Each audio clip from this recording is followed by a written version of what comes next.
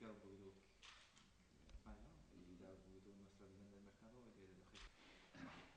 Hemos probado un poquito Sí. de documentos que queremos compartir.